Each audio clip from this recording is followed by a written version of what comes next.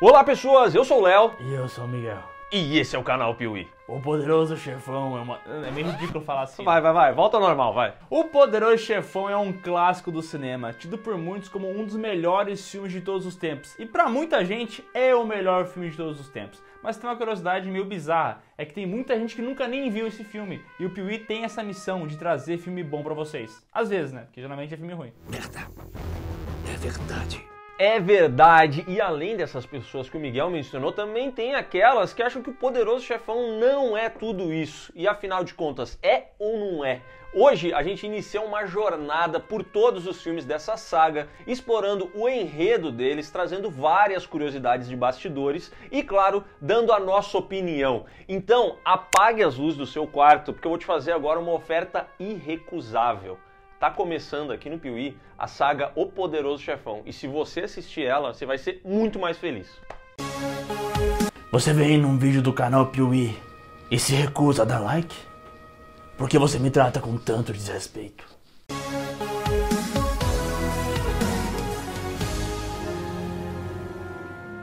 Você já ouviu falar em scout? Esse termo é muito conhecido nos esportes, principalmente no basquete e no futebol, porque os scouts são os famosos olheiros, esses profissionais que estão sempre atrás de algum talento em algum lugar do mundo, aquele cara que vai custar pouco e vai render muito dinheiro. Mas não é só nos esportes que os olheiros estão, porque no cinema essa prática também é comum. Existem profissionais que estão aí pelo mundo em busca de roteiros, argumentos e obras literárias que possam ser adaptadas e, quem sabe, se transformar em um filme de muito sucesso. E foi um scout que encontrou o livro O Poderoso Chefão do Mário Puzo em 1967, 2 anos antes do livro ser publicado. O pessoal deu uma lida no livro ali e falou: isso aqui tem muito potencial, isso aqui vai dar muito certo. Nice. Aí a Paramount chegou pro Mário Puzo e ofereceu $12 mil pelos direitos. E se virasse um filme ele ganharia 80 mil. O agente do Mário Puzo olhou a oferta e falou: não é tão irrecusável assim, até porque é pouca grana, né? Só que o Mário Puzo estava afundado em dívida de jogo, ele precisava da grana e acabou aceitando. Pouco tempo depois, o Poderoso Chefão se transformou num sucesso literário, um best-seller. E o Poderoso Chefão, o filme, um dos maiores filmes de todos os tempos. Perdendo apenas para Alves e os Esquilos 3. Lançado em 1972, com direção de Francis Ford Coppola e roteiro dele e de Mário Puzo, O Poderoso Chefão já abre com uma cena icônica. Nela, um senhor italiano conversa com Dom Vito Corleone. Ele conta a história da sua filha, uma jovem que se apaixonou por um americano, eles começaram a namorar e num belo dia, esse cidadão se juntou com um amigo, eles embebedaram a garota e tentaram abusar dela, mas ela não deixou isso acontecer. Foi aí que os dois a espancaram como um animal. E esse cidadão está ali para pedir justiça por isso. Ele olha pro Dom Vito Corleone e fala: mate esse cara. Ele fala no ouvido, para não falar em voz alta. E o Corleone fala: bom, mas o que você está procurando não é justiça, porque eles não mataram sua filha, e você quer que esse cara morra. Então ele ainda lembra que esse senhor italiano não respeita o Vito Corleone como ele deveria. Não trata ele como um amigo. If you had come to me in friendship, then the scum that wounded your daughter would be suffering this very day. Então a gente já começa a perceber como é que funciona esse negócio da máfia, de como é que funciona esse negócio do Don Corleone. Ele é o padrinho de todos ali, ele é uma figura respeitável, ele até faz coisas condenáveis, alguns crimes e tal, mas ele quer ser respeitado. Tem que respeitar. Bom, aí o pai da garota percebe que errou na abordagem, muda um pouquinho, mostra respeito, e assim o Don Corleone promete que vai ajudá-lo. Mas ele lembra de uma coisa: Someday, and that day may never come, I'll call upon you to do a service for me. Nenhum executivo da Paramount queria o Marlon Brando como Dom Vito Corleone, porque a carreira dele já estava em decadência nessa época e porque ele era conhecido por ser um cara muito difícil para se trabalhar. Só que o Francis Ford Coppola queria porque queria o Marlon Brando. E aí os executivos da Paramount falaram para ele: beleza, pode trazer o cara com 3 condições. Primeiro, que ele trabalhe de graça. Segundo, que ele tivesse uma multa de $1 milhão caso ele atrapalhasse a produção. Porque o Marlon Brando era muito conhecido por parar as gravações do set e cagar no chão e ir embora. Ok! É mentira!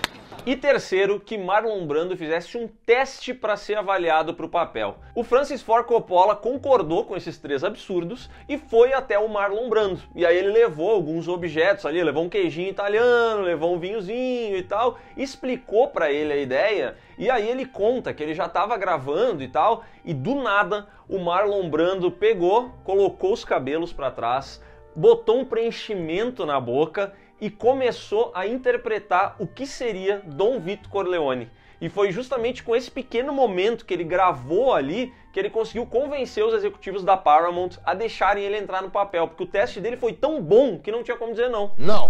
No, I told you absolutely, that's incredible. E assim, quando você vê o filme e vê essa pequena apresentação que acontece no início do filme, você já entende completamente o que é o Don Corleone, o que é esse personagem tão emblemático, tão magnético. Ele tá na cena com outras pessoas em volta, mas tu nem consegue olhar pra elas, porque tu só quer assistir o que o Don Corleone vai fazer, o que ele vai falar. E é uma interpretação espetacular, é um negócio assim de outro planeta, e realmente tem muita gente que vai falar assim, ah, esse filme é lento, ele demora pra acontecer, esse início do casamento é meio demorado e tal, mas cara, é muito emblemático. Se você entra ali no mundinho do filme, você fica captado por aquilo. Now you come to me and you say, Don Corleone, give me justice. But you don't ask with respect. E eu acho bizarro como esse filme foi chamado de O Poderoso Chefão, e é um título que faz sentido, porque afinal de contas o Don Corleone é o chefão daquela família, ele é o chefão da máfia, só que ele também é o padrinho. E é muito interessante como a cena de abertura mostra que para ele não se trata de dinheiro, é muito mais sobre respeito e família. E é isso que ele exige, entendeu? Ele não quer ser tratado como o poderoso chefão, ele quer ser tratado como o padrinho, e ele vai tratar muito bem os seus afilhados. E esse diálogo acontece durante o casamento da filha do Don Corleone, a Connie Corleone. A Corna Corleone, né? Porque o marido dela, sempre que pode, bota uma guampa. Chame-o de corno, vê se eu não meto a mão em você. Não, aqui ainda não, eles estão casando, eles acham que serão felizes. E durante esse casamento a gente vê essa família toda muito alegre, muito comemorativa. E conhecemos os outros filhos do Don Corleone, que são o Fredo, o filho mais velho e mais boca aberta. O Sonny, aquele cara que é bonitão, dos ombros largos, que é tipo, que tá mais conectado com os negócios da família e supostamente vai ser o próximo Don Corleone. E o Michael, o filho mais jovem, o estudioso, aquele que se alistou na marinha. Herói de guerra. Herói de guerra, ele tem um futuro brilhante, ele aparece nesse evento com a Kay, a sua namorada, e ele é muito diferente de todos os outros. Tanto é que nesse evento aparece Johnny Fontane, um grande cantor desse período, um cara muito famoso. E a namorada do Michael fica muito impressionada. Como é que esse cara tá aqui, entendeu? Como é que o Naldo apareceu na tua festa de casamento, cara? Isso é coisa de maluco. Vodka, água de coco, pra mim tanto faz. E aí ele começa a explicar que o Johnny Fontane é muito grato ao Don Corleone, porque o que acontece? Houve um período em que ele estava preso numa gravadora, não conseguia sair de lá, estava amarrado num contrato brabíssimo, e o Don Corleone conseguiu libertar ele. E aí ela pergunta, mas como que ele fez isso? E o Michael responde, ele fez uma oferta irrecusável ao dono da gravadora. Luca Brasi held a gun to his head, and my father assured him that either his brains or his signature would be on the contract. Caralho! É, mas agora o Johnny Fontane tem um novo problema na vida dele, porque ele quer participar de um filme, que vai ser uma superprodução, que vai levantar a carreira dele. E aí o Johnny Fontane chora, o Don Corleone dá um tapa na cara dele e fala, deixa de ser guri. Seja homem! Eu vou te ajudar, vai dar tudo certo, eu vou chegar nesse produtor de cinema e vou fazer uma oferta irrecusável. Só que o Johnny Fontane fala, mas esse cara não vai com a minha cara, eu acho que não vai funcionar e tal. E o Don Corleone fala, pode deixar comigo, eu sou o padrinho. Algum tempo depois, o Tom Hagen, que é um conciliar da família, o que acontece? Na família mafiosa, eles têm que respeitar esse negócio da Sicília, dos italianos. E esse Tom Hagen é um garoto que foi encontrado há muito tempo no passado, no meio da rua, e acabou fazendo parte da família. Mas como ele não é siciliano, ele não pode fazer parte 100%, então ele é um conselheiro. Ele vai lá falar com o diretor e comenta, olha, então, meu queridão, sabe quem que eu represento? O Don Corleone. E ele tá precisando dessa ajuda e tal. O Johnny Fontane quer participar do filme. E aí o diretor fala, mas isso não vai acontecer. Porque o Johnny Fontane pegou uma garota que eu tinha aqui, que ia ser uma grande astra, e ele acabou com ela. ele transformou ela na namoradinha dele, eu gostava muito dela e eu nunca vou colocar o Gianni Fontane. Não há nada no mundo que vocês podem fazer que vai mudar a minha ideia. De jeito nenhum, de jeito nenhum. E um pouco antes, esse diretor tinha apresentado ao Tom Hagen um grande cavalo que eles tinham, um cavalo maravilhoso, super caro. E na manhã seguinte, o diretor acorda com a cabeça do cavalo na cama dele.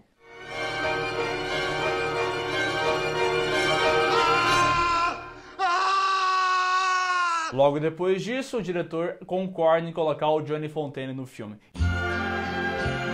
E se você começa a procurar um pouco mais sobre a produção do Poderoso Chefão, você entende que vários períodos que eles tratam no filme são baseados em coisas que aconteceram na vida real. E o Gianni Fontane com certeza é baseado no Frank Sinatra, um grande cantor famosíssimo que era apadrinhado por uma galera da máfia. E sempre que ele tinha alguma dificuldade, que ele não conseguia um contrato, que ele não tinha um papel que ele queria, a galera da máfia dava um jeito de conseguir pra ele. Eles davam um jeitinho italiano, né? Como se diz. I'm gonna make him an offer he can't refuse. Conforme o tempo passa, o Don Corleone continua na vida dele ali de Dom, né, gerenciando a família mafiosa e tal, até que chega um outro líder de uma outra família mafiosa, o Soloso, e começa a falar sobre as drogas que estão sendo vendidas e tal, que a galera tá ganhando muita grana nisso aí, todo mundo quer comprar e tal, só que o Don Corleone fala assim, mas eu não gosto muito disso. O Soloso fala, mas cara, tu tem que entrar nisso aqui, é oportunidade pra ganhar dinheiro, tu conhece um monte de político, um monte de policial, a gente precisa da tua proteção. Só que o Don Corleone não aceita, ele acha muito pesado. Com ele é só jogos de prostituição mesmo. Droga realmente passou dos limites. Caramba, agora ele pegou pesado. Só que durante essa conversa, o filho do Don Corleone, o Sonny, ele demonstra interesse nessa parada. Ele fala assim, opa, droga, isso aí é futuro, hein, pai? E aí o Don Corleone manda ele calar a boca, fala pra ele nunca mais ir contra a família na frente de outras pessoas. E aí começa uma desconfiança geral, né? Porque o Don Corleone não sabe se ele pode confiar no Soloso. Aí ele pega e manda o Luca Brasi lá conversar com esse cara pra ver se ele não tá ali ligadinho com uma outra família, os Tattaglia. Tem que ver se não tem essa ligação, porque isso pode dar problema no futuro. Só que antes mesmo que esse capanga, o Luca Brasi, possa voltar com informações, ele é assassinado de uma maneira cruel. Faca na mão e corda de piano no pescoço. Por que tanta violência, rapaz? E você pensa que vai ficar só na morte do Luca Brasi, mas algum tempo depois, o nosso querido Don Corleone tá no meio da rua, vai buscar umas frutas ali e é assassinado. Toma 5 tiros nas costas. E o filho dele, o Fredo, aquele bunda mole, fica só assistindo. Aí a família fica triste, todos em volta ficam tristes, e a gente fica triste pensando que não vai mais ter Don Corleone no filme. Mas, assim como 50 Cent, Don Corleone aguentou esses tiros, ele sobreviveu. E aí, enquanto ele tá de repouso, o Sonny assume os negócios da família e o Michael, filho querido, do bem, estudioso, vai visitá-lo no hospital. Só que quando ele chega lá, ele percebe que o seu pai tá sem guarda-costas. Ele tá completamente vulnerável, qualquer pessoa pode chegar lá e matar ele. E o Soloso quer matar ele, porque ele quer negociar com o Sonny. O Sonny demonstrou aquele interesse que ele não deveria ter demonstrado.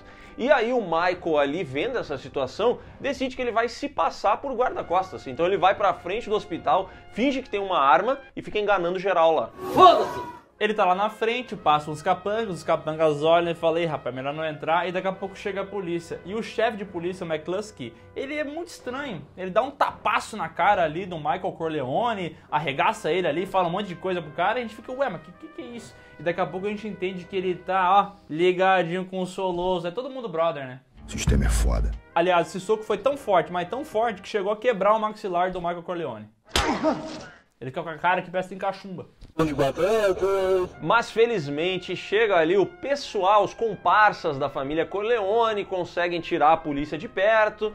E a partir deste momento, Michael Corleone muda, porque ele percebe que estão todos contra o seu pai e ele começa a nutrir um desejo de vingança dentro dele. Então ele trama um plano junto com o Sonny, que é o seguinte: o Soloso e o McCluskey chamam ele para um jantar, eles querem negociar, e o Michael é um cara limpo, entendeu? Ele é um civil, ele não é um mafioso. Ele é um herói de guerra. Ele é um herói de guerra, eles chamam ele para um jantar. Só que o Michael não é tão herói assim não, e ele trama com o Sonny para que eles coloquem uma arma no banheiro do restaurante onde provavelmente eles irão jantar. E aí a sorte está do lado do Michael Corleone, porque ele vai para essa reunião, eles começam a conversar ali com o Soloso, falam italiano e tal, E assim, a gente vai vendo que ele tá muito tenso, o Michael Corleone, porque ele tem aquela missão a cumprir e tal. E ele tem que pedir pra ir no banheiro, mas ele também tem que pensar, bom, se eu pedir pra ir no banheiro, o pessoal pode achar estranho, então eu não posso fazer isso de uma maneira estranha. Então ele vai lá e pede pra ir pro banheiro, quando ele levanta, o Soloso vai revistá-lo. A gente fica, ai Jesus. Fica aqui, moço. Ainda bem que a arma não tá com ele, tá no banheiro.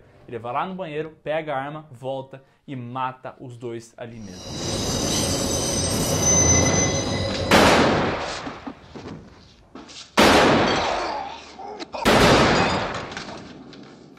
Uma coisa que é muito interessante de falar dessa cena é que antes dele matar, o Soloso tá conversando, falando um monte de coisa, italiano e tal, e a câmera fica no rosto do Al Pacino. E o Al Pacino, ele atua só com o olhar. Ele tá com aquela expressão de medo, tensão, ele tem que fazer uma coisa muito importante, o som começa no fundo a aumentar e tal, porque tá passando um trem perto, e essa cena é muito foda. É muito legal como o Al Pacino consegue passar a ideia de um homem que está suprimindo seus sentimentos, ele está se segurando o máximo que pode para não deixar transparecer o que ele vai fazer. Ele tá tentando se controlar, mas ele não consegue. E aí tem esse trem que começa a aumentar o volume e se aproximar, e eles dizem que isso não é um trem efetivamente, isso é uma representação da mente do Michael Corleone que está entrando em ebulição, ele já não está mais conseguindo se controlar. E enquanto o Coppola fica ali 30 segundos com um close na cara do Michael Corleone, a gente vê um momento em que ele de fato explode, levanta, mata os dois e sai dali sabendo que a partir de agora a vida dele já não será a mesma.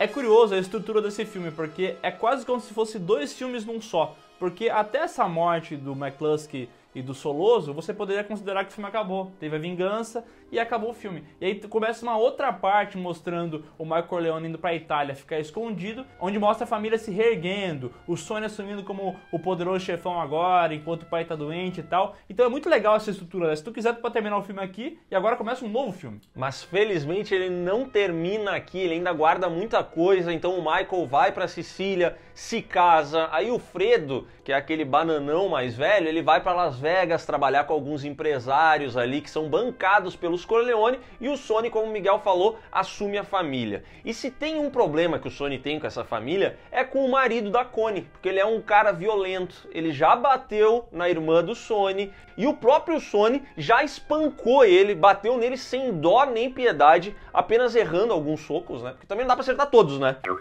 É assim, numa briga, né? Tem que pensar que, pô, às vezes tu tá com tanta adrenalina que tu não vai acertar todos os socos, né? Assim, é estranho um soco ficar a 30 centímetros de distância do rosto do inimigo? É um pouco estranho, mas acontece. Astigmatismo. Mas como é o poderoso chefão, a gente finge que nem viu, entendeu? É difícil não ver. É difícil não ver, porque... E assim, tem muita gente burra no mundo. Mas um cara que bate na filha de um líder mafioso, esse cara consegue o título de mais burro de todos. E ele consegue fazer o quê? Bater novamente. Você não tem medo de morrer? Ele tem uma discussão com a Connie, joga prata, é uma briga desgraçada. Lembrando que a Connie tá grávida, né? E aí o Sonny fica sabendo disso e vai atrás.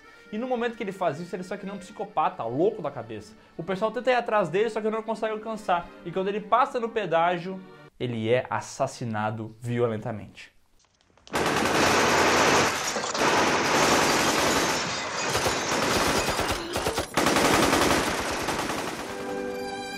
E assim, cena icônica nesse filme aqui é mato, né? O que mais tem é cena icônica. Tem um momento que eles matam um cara que era um rato lá no meio de uma rua, e só essa imagem do quadro já é muito icônica. Mas ainda tem a frase: Leave the gun. Take the cannoli. E tem várias cenas assim, várias frases marcantes. Esse filme aqui, cara, é muito icônico, tá ligado? E essa cena da morte do Sonny, o jeito que ela é filmada e tudo mais, ela é muito tensa. E tu vê como a violência, ela não é contida, entendeu? Tu não vai evitar de mostrar os tiros, o sangue. Mostra tudo mesmo. Mas o que eu mais gosto desse filme é que ele não é um filme de máfia somente violento. Esse filme aqui é sobre família. E o momento em que o Vito Corleone vai visitar o Sonny no necrotério... Cara, ali é impressionante como o Marlon Brando consegue transmitir a ideia dele ser um mafioso, mas dá pra sentir a dor de um pai que acaba de perder o seu filho. Ele consegue transmitir essa emoção, cara, e isso é muito impressionante. Esse personagem, ele tem tantas camadas, sabe? Ele transita por tantos ambientes, ele consegue ser assustador, mas ele consegue ser sedutor, ele consegue ser um cara frio e assassino, mas ao mesmo tempo, ele, assim, ele parece um paizão, ele é família, cara. Ele chega, olha pro filho dele e comenta: veja como massacraram meu filho. Look how they massacred my boy. E essa frase é muito icônica também, virou meme recentemente, muitas pessoas estão usando e tal. Ser um Hulk exige equilíbrio. Veja como massacraram meu garoto. Esse filme é tão foda, mas tão foda que não tem nem ponta solta nele. Porque lembra que a gente comentou que no início do filme tem aquele pai italiano buscando ali vingança por causa da filha dele, e que esse cara ia dever um favor pro Don Corleone? Finalmente esse cara é requisitado. O favor que ele tem que fazer é consertar o nosso querido Sonny, porque ele levou muito tiro, ele tá desfigurado, e aí o Don Corleone fala: meu, usa as tuas habilidades pra deixar ele bem bonitinho, bem acertadinho pra fazer um enterro digno. I don't want his mother to see him this way. É porque faltou pro Sonny, quando ele tava morrendo, falar na cara não pra não estragar o enterro. Na cara não pra não estragar o velório. Lembra que a gente falou que o Michael tá na Itália? Então todo esse trecho do filme ele encontra uma garota, se apaixona por ela, acaba casando, daí ele fica um tempo ali com ela, e num certo dia, olha só quem sofre uma tentativa de assassinato também, o Michael, só que ele não tava no carro, e sim a sua esposa, e ela acaba morrendo. Não! Não, E o Dom Vito Corleone se recuperando do tiroteio e vendo tudo o que está acontecendo, a morte do Sonny, decide reunir as famílias de mafiosos para chegar em um acordo de paz. Ele não quer mais perder ninguém, a família dele está morrendo, as outras famílias também estão morrendo. Então ele faz essa reunião, oferece a influência política dele, fala: ó, eu estou à disposição de vocês, mas existe uma condição: Michael Corleone deve viver, ninguém pode tentar atacar ele. Não pode botar o dedo no caveira, porra. Ordem minha. O Michael então retorna aos Estados Unidos, volta a ter contato com o Akei, fala que ela tem que ficar com ele. Ah, a outra que eu gostava morreu, então vem tu. Fazer o quê, né? Não deu, não deu. E aí ele mete 2 bonecos, eles têm 2 filhos, e tem uma coisa que às vezes é um pouco confusa nesse filme, que é a passagem de tempo. Assim, a gente sabe que a história se passa em uma década inteira, às vezes não fica muito claro quanto tempo se passou entre uma coisa e outra, mas nesses detalhes, como um roxo na cara, o tamanho dos filhos, aí você consegue ir compreendendo quanto tempo se passou. Sempre tem algum elemento para tentar dar uma pista para você, entendeu? Mas ele nunca vai aparecer na tela assim: Brooklyn, 1986. Até porque senão também teria o Chris nessa história do filme, né? Todo mundo deu o Chris, ama de paixão Poderoso Chefão, porque o que tem de referência nesse filme é infinita. Largue a arma, pegue a jujuba. E conforme o tempo passa, o Dom Vito Corleone fica mais velho e o Michael acaba assumindo o papel dele. E aí o Dom Vito vira o consigliere do Michael e ele fala assim: ó, tem uma pessoa por trás do assassinato do Sonny. O nome dele é Dom Barzini. E vai acontecer de alguém aqui de dentro da nossa família te convidar para um encontro com o Dom Barzini, para conseguir um acordo de paz e tudo mais. Saiba, quando isso acontecer, esse cidadão é um traidor e você vai morrer. Fica esperto. Você vai morrer. E esse diálogo de pai e filho, do mentor ali e do aprendiz é muito foda, né? O jeito que é dirigido. O Coppola coloca a câmera de uma maneira muito diferente, né? Eles estão de lado a lado, só que cada um tá olhando pra um lado, entendeu? Meio que mostrando essa passagem de tempo, sabe? O Don Corleone tá deixando de ser aquilo que ele foi um dia. E o Michael tá se transformando naquilo, ele tá virando uma outra coisa. É sempre importante lembrar, quando a gente fala de Poderoso Chefão, que o Michael Corleone era um herói de guerra. Ele não era ligado com o crime da família. E esse filme mostra a lenta mudança dele. Ele vai ascendendo esse posto. Enquanto isso, o Don Corleone vai caindo, ele vai saindo do poço, né? Então, pra mim, essa cena ela é muito poética, porque parece que o Don Corleone meio que tá olhando pro passado e ele tem seus arrependimentos, ele tem os seus problemas com a maneira como tudo isso acabou ficando perigosa para a família dele, só que o Michael Corleone já começa a perder aquela inocência. Então ele olha para o futuro, ele olha para o outro lado de uma maneira diferente, assim, ambiciosa, sabe? É muito legal essa queda e ascensão do Don Corleone. O Don Corleone até comenta, né? O Sonny, ele não era um bom Dom. O Fredo nem se fala, era um bunda mole. Mas pra você, Marco, eu não queria que você ficasse nesse poço. Eu não queria isso pra ti. Você era a parte boa da família. I never wanted this for you. Cara, isso é muito encantador nesse personagem, velho, porque ele é o poderoso chefão, ele é o chefe da máfia toda, mas acima de tudo, ele é um pai e ele é um padrinho. E isso é sensacional, porque é um personagem que não tem, entendeu? Tu pode esperar qualquer coisa dele, mas ao mesmo tempo ele tem essa essência, é demais. Não, e daí, a gente é obrigado a ver pessoa falando que poderoso chefão é superestimado. Para! Não, isso é coisa de maluco. Cara, vocês não estão vendo o mesmo filme que a gente, não é possível. O Michael, agora como o novo dono da família, começa a agir. Então ele tem um plano, que é levar parte dos negócios da família para Las Vegas. Na verdade, ele quer levar boa parte para lá, porque tá meio perigoso em Nova York, né? Tem muitas famílias rivais lá. E quando ele chega em Las Vegas, tá lá o Fredo, o irmão dele, que agora está negociando lá com o dono de cassino, o dono de hotel, o tal do Moe Greene. Aí o Michael chega e fala, ó, eu quero comprar a tua parte. Daí o Moe Greene fala, não vou vender minha parte não, eu não quero isso. Aí o Michael fala, vou fazer uma oferta que você não pode recusar. Ele gosta desse maneirismo, né? Ele gosta. E o Moe Greene bate o pé e fala, não vou aceitar. E é engraçado que o Fredo, por um momento, fica do lado do Moe Greene. Aí o Michael olha aquilo, e o Al Pacino é muito bom ator, né? Meu Deus do céu. Muito bom, ele faz um olhar, ele não fala nada, ele só dá um olhar. Ele condena no olhar. Até que o Moe Greene sai da sala, o Michael olhando chama o Fredo e fala assim, ó, nunca fique contra a família. You're my older brother, and I love you. But don't ever take sides with anyone against the family again. E aí você já começa a perceber que o Michael Corleone aqui não é mais o Michael Corleone herói de guerra. De fato, ele tá virando completamente o Dom, o chefe da família. Chefe é chefe, né, pai? E enquanto ele está ascendendo, a gente acompanha Dom Vito Corleone no quintal de casa, brincando com seu netinho Anthony. E ali ele pega uma casquinha de laranja, bota na boca, finge que é uma dentadura assustadora. Daí a criança se assusta, ele tá brincando com a criança, ele começa a correr pelo quintal, quando ele tem um ataque cardíaco e morre ali mesmo. Sem glória, sem vingança, sem batalha, sem nada disso. O poderoso chefão morreu como uma pessoa normal.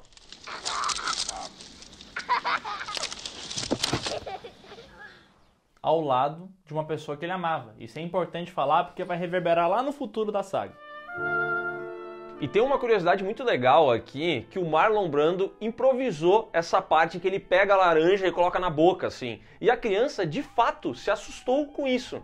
E aí todo mundo que está por trás dessa produção sempre disse que foi o Marlon Brando que deixou essa cena genial, porque ele conseguiu transmitir exatamente o que era o personagem dele, que é um cara apaixonado pela família, apaixonante, mas ao mesmo tempo monstruoso e assustador. Cara, essa morte aqui é de arrepiar, velho. O cara é profissional. E assim, a gente tá rasgando elogios ao Marlon Brando, mas tem que continuar porque ele é muito bom. Além desse improviso que ele faz aqui com a laranja, no início do filme também tem aquela cena que ele pega o gatinho e começa a fazer um carinho que não tava no roteiro, mas também mostra ao mesmo tempo de que, bom, que ele é o chefe da família, criminoso pra caramba, mas ele tá ali com o gatinho fazendo um carinho, ele é fofinho também, entendeu? Cara, esse personagem é demais, né? E que fique claro que a gente tá falando do Marlon Brando enquanto ator. A vida pessoal dele, nesse vídeo não importa, né? Não. Depois da morte de Dom Vito Corleone vem o seu funeral. E é ali que um dos aliados do Michael chega pertinho dele e fala: ô meu amigo, o Barzini quer se encontrar contigo, quer trocar uma ideia. E ali, pô, o Dom Vito já tinha falado pra ele que quando isso acontecesse, ele saberia quem é o traidor da família. Tô sentindo cheiro de merda. Mas o Michael Corleone fica pianinho e esse encontro é organizado no mesmo dia do batizado de um dos filhos da Connie. E aí, enquanto o Michael Corleone tá lá batizando a criança e sendo padrinho dela, uma série de mortes começa a acontecer, todas elas arquitetadas pelo Michael Corleone. Todos os inimigos que ele tinha, das outras famílias mafiosas, vão morrendo. Aí o filme vai mostrando, enquanto ele vai virando padrinho, e aí o padre fala, você renuncia ao Satanás e todas as vaidades dele, e o Michael Corleone fala, eu aceito. Do you renounce Satan? I do renounce him. O filme corta e mostra todas as maldades que ele tá fazendo, entendeu? I do renounce them. E isso é uma construção perfeita, perfeita, entendeu? Tá mostrando que ele tá virando o padrinho, o cara da família, ao mesmo tempo que ele tá virando o chefe do crime. Arrasou, bonita. Puta que pariu. Exatamente, cara. E aqui no final, ele mata o traidor, ele mata os chefes da família, ele mata o marido da Connie. O pai dessa criança que ele tá batizando morre, porque aqui é descoberto que ele tinha tretado com a mulher propositalmente para atrair o Sonny para fora e para ele cair naquela emboscada. Que isso? A trairagem! Obviamente, a irmã Connie não fica feliz com a atitude de Michael e vai lá questioná-lo, enquanto a Kay assiste aquilo ali e fala: caraca, mas Michael, você realmente fez isso? Você realmente matou o seu cunhado e tal?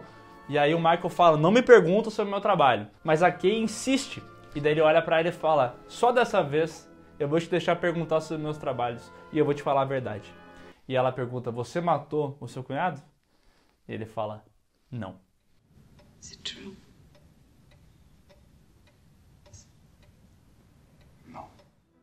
E aí, cara, nesse momento, a Kay sai da sala e ela dá uma olhadinha pra trás e a porta tá se fechando. E enquanto a porta tá se fechando, estão ali todos os aliados de Dom Vito Corleone beijando a mão de Michael Corleone e chamando ele de Dom Corleone, o novo padrinho, o novo poderoso chefão. Don Corleone. E é maravilhoso porque a Kay olha pro Michael e a porta se fecha. Aquela porta entre os dois, aquilo que o Michael era no passado, já não existe mais. E, cara, olha só, não dá pra ver porque eu tô com um terno aqui, né? Mas eu tô todo arrepiado, cara. Isso aqui é maravilhoso. Dá vontade de bater palma, velho. Que filme lindo! Estás de parabéns. O Poderoso Chefão custou 7 milhões e entre vários lançamentos que esse filme teve, lançamentos, relançamentos e tal, ele faturou entre 250 e 290 milhões. E a crítica, o que eu vou dizer, né? O pessoal entendeu que esse filme aqui é maravilhoso, ele é super elogiado. Eu acho que ele deve ter 100% no Rotten ou não? Não sei. Porque sempre tem um filho da p*** que vai lá dar uma nota negativa pro filme baixar o 100%, né? Mas esse filme aqui é perfeito. É muito difícil encontrar defeitos porque ele é tão bem amarradinho. Cada coisa que ele coloca no início pra depois ser puxada de novo. A transformação do Michael, o Don Corleone, o Sonny, tudo é tão bem feito. Não tem defeitos. Deve ser horrível me olhar, caçar defeito e perceber que o chuchuzinho aqui não tem. E esse filme aqui, ele mudou a maneira como os filmes de máfia aconteciam, né? Porque ele mostra a máfia pela visão da máfia e não de outras pessoas. É a visão dos mafiosos sobre o negócio deles. O filme foi muito elogiado, recebeu o Oscar de melhor filme, teve melhor ator pro Marlon Brando, teve melhor roteiro adaptado, é considerado uma das grandes obras da história do cinema, é um filme memorável e, por incrível que pareça, tem gente que afirma que o segundo é ainda melhor. Será? Vamos ver na próxima parte da saga, semana que vem. Então é isso, pessoal. Se você não quer ser julgado aqui pela família Piuí, deixa um like no vídeo agora mesmo, se inscreve no canal, marca o sininho. Você tem que fazer esse favor pra nós. Eu diria que isso aí é mais do que um favor, é uma oferta irrecusável que a gente está te oferecendo aqui, né? Faça isso aí. Não se esqueça também de conferir os links que estão aqui na descrição. Tem o PiuíCast, o podcast do canal Piuí. Tem que ter um podcast de máfia, né? Que você deve ouvir, você deve fazer parte da família Piuí, entendeu? Então vai lá, não perde tempo.